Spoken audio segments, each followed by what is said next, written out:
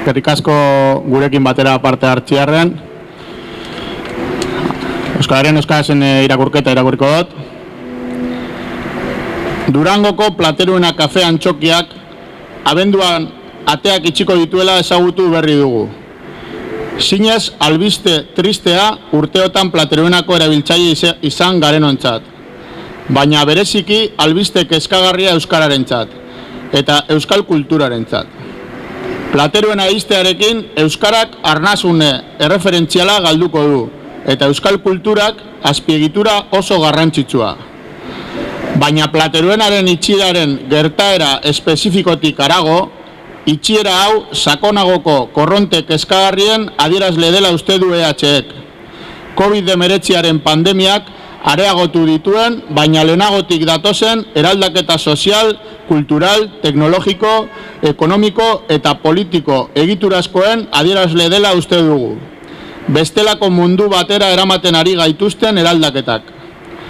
Plateruenaren itxiera eraldaketa horiei aurre egiteko herri gisa eta hizkuntza komunitate gisa beharrezkoa dena egiten ari ez garenaren simbolo gisa ikusten du EHek. Oraindik ez da berandu, baina atzeratuta gabiltza, zalantzari gabe. Euskararen normalizazio prozesua ez doa ondo. Ez doa ondo.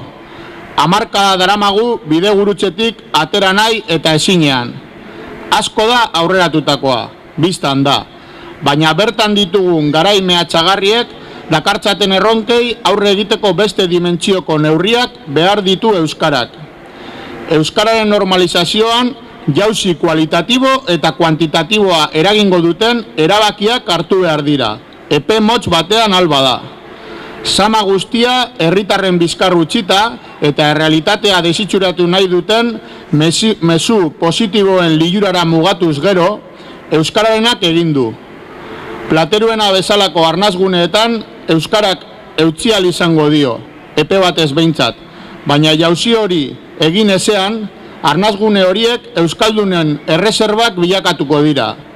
Eta lehenago ala beranduago horiek ere erdaren ozeanoan desagertuko dira. Era berean, euskal kulturgintzaren egoera zaurgarria dugu guztiz.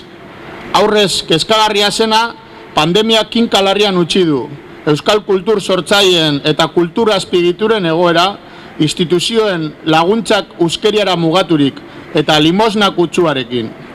Kultura azpiegiturak biziraunal izateko etengabeko borroka nekagarrian, Plateruenarekin ikusi dugun bezala, euskarazko kultur sorkuntzak hedabideen ikusezintasuna pairatu beharrean, salbuespen, bereziki kezkagarria izanik hedabide publikoetan duen presentzia eskasa.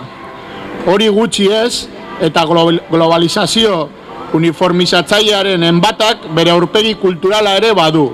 Mundu osoan kultura adierazpide bakar batzuk eta kultura jasotzeko modu bakar batzuk nagusitzen ari direlarik. Hori guztia bertako mota guztiko botereen, instituzional, ekonomiko zein mediatikoen bedenkapen eta utzikeria osoarekin. Horregatik, instituzioei exigitzen diegu behingoz gure hizkuntza eta kulturaren aldeko neurri estruktural eraginkorrak har ditzaten. Ez da hitz politen eta eraginik gabeko neurri simbolikoen garaia.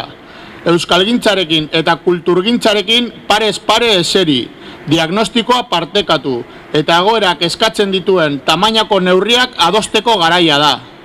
Euskararen alde egotetik, euskararen alde beharrezkoa dena egitera igarotzeko unea da.